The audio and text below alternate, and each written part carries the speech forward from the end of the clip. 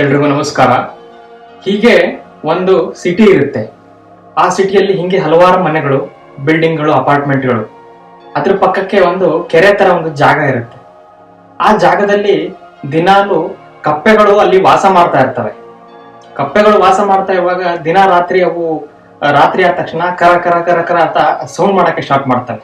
ಕಪ್ಪೆಗಳ ಒಂದು typical noise ಬರುತ್ತಲ್ಲ, ಆ ತರ ಸೌಂಡ್ ಮಾಡ್ತಾ ಮಾಡ್ತಾ ದಿನ ರಾತ್ರಿ ಆದ ತಕ್ಷಣ ಹಿಂಗೆ ಒದರ್ತಾನೆ ಇರ್ತವೆ ಕಪ್ಪೆಗಳು.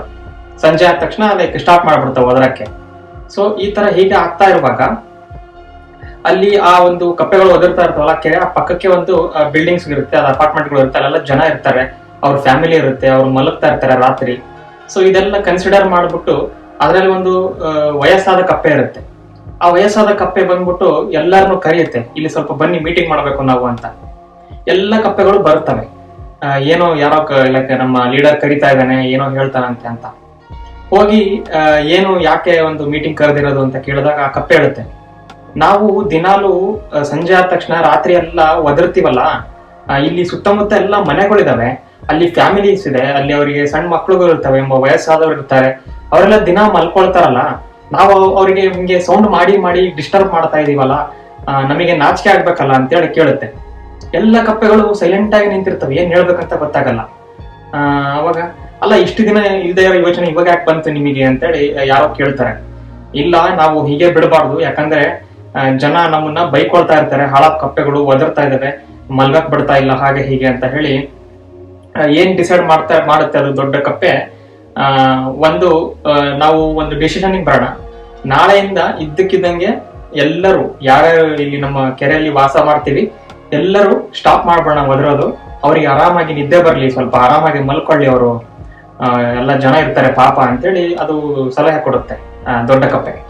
ಆಯ್ತು ಅಂತ ಮರುದಿನ ಏನ್ ಮಾಡ್ತಾರೆ, ಮರುದಿನ ಇದೇ ತರ ರಾತ್ರಿ ಆಗುತ್ತೆ. ಆ ಕಪ್ಪೆಗಳು ಸೈಲೆಂಟ್ ಆಗ್ಬಿಡ್ತಾವೆ ಎಲ್ಲವೂ, ಯಾಕಂದ್ರೆ ಇವ್ನು ಆರ್ಡರ್ ಮಾಡಿರ್ತಾರಲ್ಲ, ದೊಡ್ಡ ಯಾರೋ ಮಾಸ್ಟರ್ ಕಪ್ಪೆ ಆರ್ಡರ್ ಮಾಡಿರ್ತಾರಲ್ಲ, ಸೊ ಎಲ್ಲರೂ ಸೈಲೆಂಟ್ ಆಗ್ಬಿಡ್ತಾರೆ. ಹೀಗೆ ಒಂದು 2 ದಿನ ಕಂಟಿನ್ಯೂ ಆಗುತ್ತೆ. ಕಪ್ಪೆಗಳು ಸೌಂಡೇ ಮಾಡಲ್ಲ, ಸೈಲೆಂಟ್ ಆಗ್ಬಿಡ್ತವೆ. ಅವಾಗ ಮತ್ತೆ ದೊಡ್ಡ ಕಪ್ಪೆ ಮತ್ತೆ ಮೀಟಿಂಗ್ ಕರೆಯುತ್ತೆ.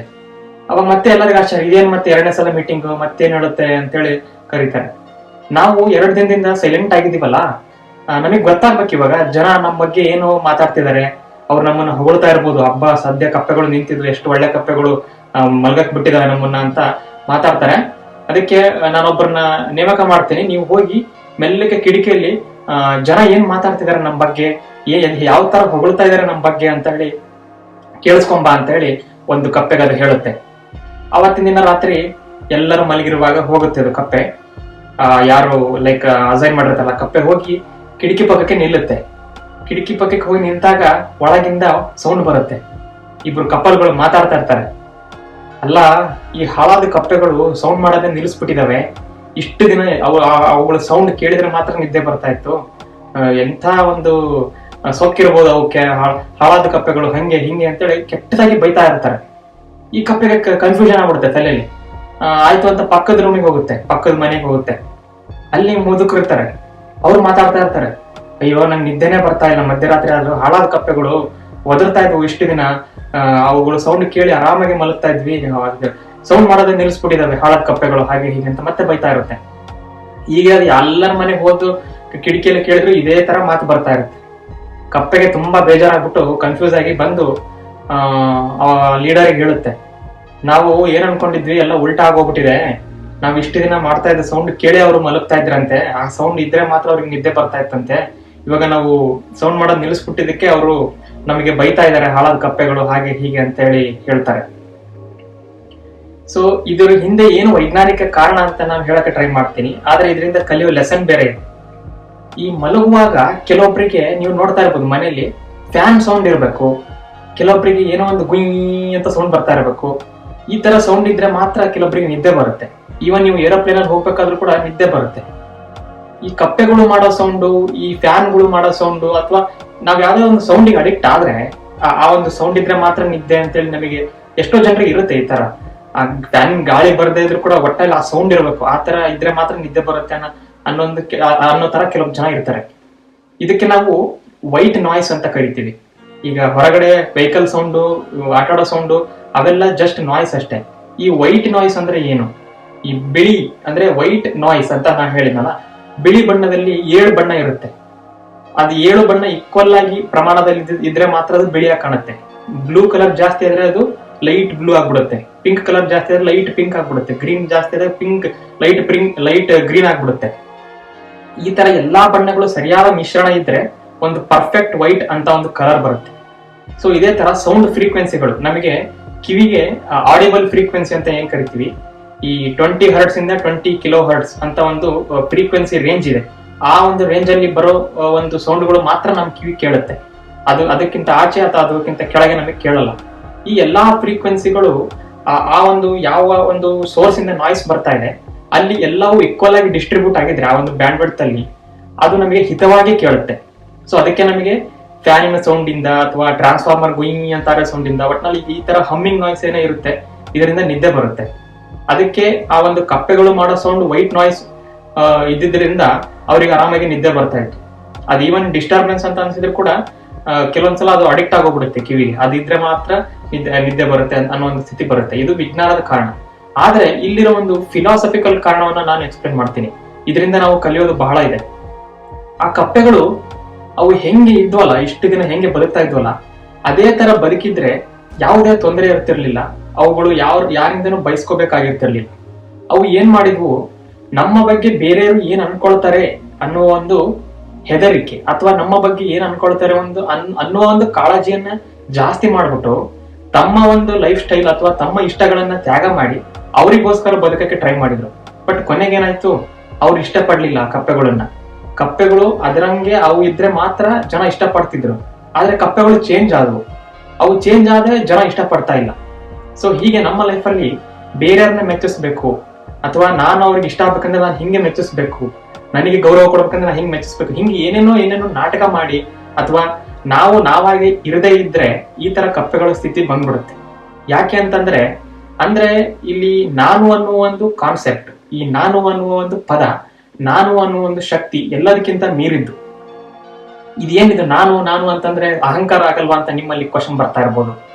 ಅಹಂಕಾರ ಅಂತ ನಾನು ಹೇಳ್ತಾ ಇಲ್ಲ. ಇಲ್ಲಿ ನಾನು ಅಂದ್ರೆ ನನ್ನ ಬಾಡಿ ಅಲ್ಲ ಅಥವಾ ನನ್ನ ಆತ್ಮ ಅಲ್ಲ. ನಾವು ಎಲ್ಲಿ 13.8 ಬಿಲಿಯನ್ ವರ್ಷಗಳಿಂದ ಹಿಂದೆ ಬಂದಿದ್ದೀವಿ, ಆ ಒಂದು ಎನರ್ಜಿನೇ ಇದುವರೆಗೂ ನಮ್ಮ ಬಾಡಿಯಲ್ಲಿ ಕ್ಯಾರಿ ಆಗ್ತಾ ಇದೆ, ನಿಮ್ಮ ಬಾಡಿಯಲ್ಲೂ ಕೂಡ ಕ್ಯಾರಿ ಆಗ್ತಾ ಇದೆ. ಅದು ಅನ್ಲಿಮಿಟೆಡ್ ಎನರ್ಜಿ. ನಾವು ಈಗ ಒಂದು 80-90 ವರ್ಷ ಇದ್ದು ಸತ್ತು ಹೋಗ್ತೀವಿ. ಆದ್ರೆ ನಮ್ಮ ಒಳಗಿರೋ ಆ ಒಂದು ನಾನು ಅನ್ನುವ ಒಂದು ಕಾನ್ಸೆಪ್ಟ್ ಇದೆಯಲ್ಲ, ಆ ಒಂದು ಎನರ್ಜಿ, ಅದು ಮತ್ತೆ ಪಾಸ್ ಆಗ್ತಾ ಹೋಗುತ್ತೆ ಜನರೇಷನ್ ಟು ಜನರೇಷನ್. ಸೊ ಅದಕ್ಕೆ ನಾವು ಗೌರವ ಕೊಟ್ಟು ನಾವು ನಮಗೆ ಬದುಕಂಗೆ, ನಮಗೆ ಇಷ್ಟ ಬಂದಂಗೆ ಇರಬೇಕು. ಅಂದ್ರೆ ಬೇರೆಯವ್ರನ್ನ ಮೆಚ್ಚಿಸಲಿಕ್ಕೋಸ್ಕರವಾಗಿ ನಾನು ಈ ತರ ಬದಲಾಗ್ತೀನಿ, ಬೇರೆಯವರು ನನಗೆ ಹಿಂಗೆ ಹೊಗಳ್ಬೇಕು ಅನ್ನೋದಕ್ಕೋಸ್ಕರ ನಾನು ಈ ತರ ಬದಲಾಗ್ತೀನಿ ಅಂತಂದ್ರೆ ಅವ್ರು ಎಲ್ಲಿ ತನಕ ಆ ತರ ಸರಿಯಾಗಿ ರೆಸ್ಪಾನ್ಸ್ ಕೊಡ್ತಾರೋ ಅಲ್ಲಿ ತನಕ ಮಾತ್ರ ಇರ್ತೀರ. ಅವ್ರು ಇದ್ದಕ್ಕಿದ್ದಂಗೆ ಚೇಂಜ್ ಆದ್ರೆ ನೀವು ಕೂಡ ಚೇಂಜ್ ಆಗ್ಬಿಡ್ತೀರ. ಇದಕ್ಕೆ ಒಂದು ಸಿಮಿಟ್ರಿ ಬ್ರೋಕನ್ ಅಂತ ಒಂದು ಕಾನ್ಸೆಪ್ಟ್ ಇದೆ. ಜಗತ್ತು ಸೃಷ್ಟಿಯಾದಾಗಿಂದ ಎಲ್ಲರಿಗೂ ಸೇಮ್ ಅಮೌಂಟ್ ಆಫ್ ಎನರ್ಜಿನೇ ಇತ್ತು, ಎಲ್ಲ ಮನುಷ್ಯರಲ್ಲೂ ಅದೇ ಎನರ್ಜಿನೇ ಇತ್ತು. ಆದ್ರೆ ಇವಾಗ ನಮಗೆ ಕೆಲವೊಬ್ರು ಬಹಳ ಎತ್ತರಕ್ಕೆ ಹೋಗಿದ್ದಾರೆ ಜೀವನದಲ್ಲಿ ಅಂತ ಅನ್ಸುತ್ತೆ, ಕೆಲವೊಬ್ರು ಮೀಡಿಯಂ ಅಲ್ಲಿ ಇದ್ದಾರೆ, ಕೆಲವೊಬ್ರು ತುಂಬಾ ಲೋ ಲೆವೆಲ್ ಇದ್ದಾರೆ, ಕೆಲವೊಬ್ರು ಮಾನಸಿಕವಾಗಿದ್ದಾರೆ, ಕೆಲವೊಬ್ರು ಫುಲ್ ಹ್ಯಾಪಿ ಆಗಿದ್ದಾರೆ. ಯಾಕೆ ಹೀಗಾಗುತ್ತೆ ಅಂತಂದ್ರೆ ನಾವು ಒಂದು ವಸ್ತುವನ್ನು ನೋಡಿ ಅದಕ್ಕೆ ಅಟ್ರಾಕ್ಟ್ ಆದಾಗ ಅದು ನಮಗೆ ಕಣ್ಣಿಗೆ ಅಷ್ಟು ಕಾಣುತ್ತೆ, ನಮಗೆ ಅದು ಇಷ್ಟ ಆಯ್ತು ಅಂತ. ಆದ್ರೆ ಬ್ಯಾಕ್ ಗ್ರೌಂಡ್ ಅಲ್ಲಿ ಏನಾಗಿರುತ್ತೆ ಗೊತ್ತಾ, ನಾವು ಒಂದು ಫಾರ್ಮ್ ಆಫ್ ಎನರ್ಜಿ ಅಲ್ವಾ, ನಮ್ಮ ಚಿಂತನೆಗಳು ಒಂದು ಎನರ್ಜಿಯ ಫಾರ್ಮ್. ಒಂದು ವಸ್ತುವನ್ನು ನೋಡಿ ನೀವು ಇಷ್ಟಪಟ್ಟಾಗ ನಮ್ಮಲ್ಲಿರುವ ಸ್ವಲ್ಪ ಪಾರ್ಟ್ ಆಫ್ ಎನರ್ಜಿ ಅದಕ್ಕೆ ಹೋಗುತ್ತೆ. ನಮ್ಮಲ್ಲಿರುವ ಎನರ್ಜಿ ಅದಕ್ಕೆ ಹೋದಾಗ ಅದ್ರ ಎನರ್ಜಿ ಆಟೋಮೆಟಿಕಲಿ ರೈಸ್ ಆಗುತ್ತೆ.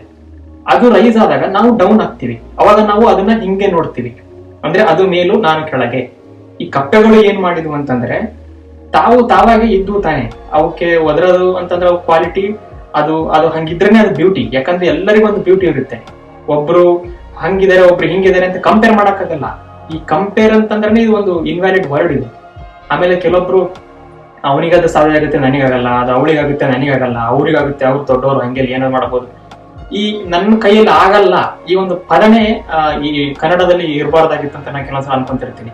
ಯಾಕಂದ್ರೆ ಈ ನನ್ನ ಕೈಯಲ್ಲಿ ಆಗಲ್ಲ, ಇದು ನನ್ನ ಹಣೆ ಬರಹ, ನಾನು ಮಾಡಿದ ಕರ್ಮ, ಇವೆಲ್ಲ ಯಾರು ಆ ಒಂದು ಫೀಲಿಂಗ್ ಇಂದ ಆ ಒಂದು ಫೇಸ್ ಮಾಡಕ್ ಆಗಲ್ಲೋ ಅವರು ಅನ್ನೋ ಪದಗಳು ಇರಲಿಲ್ಲ.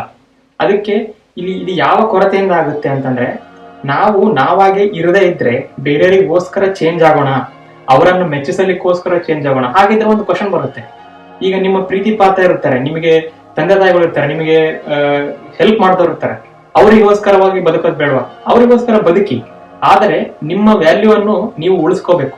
ಇಲ್ಲ ಅಂತಂದ್ರೆ ಈ ಒಂದು ಕಪ್ಪೆಗಳ ತರ ಬೇರೆಯವರಿಗೋಸ್ಕರ ಬದುಕಕ್ ಹೋಗಿ ಅವ್ರು ಏನಂತಾರೋ ಅದ್ರ ಆ ಒಂದು ಫೀಡ್ಬ್ಯಾಕ್ ಅನ್ನ ತಗೊಂಡು ನಮ್ಮ ಲೈಫ್ ಅನ್ನ ಮಾಡ್ಯುಲೇಟ್ ಮಾಡಿದ್ರೆ ಅವ್ರ ಕೈಯಲ್ಲಿ ನಾವು ಕಂಟ್ರೋಲ್ ಕೊಟ್ಬಿಟ್ಟು ನಾನು ಎಂಬ ರಥವನ್ನ ನೀನೇ ಓಡಿಸ್ಬಿಡು ಅಂತ ಹೇಳಿ ಕಂಟ್ರೋಲ್ ಕೊಟ್ಟಂಗೆ.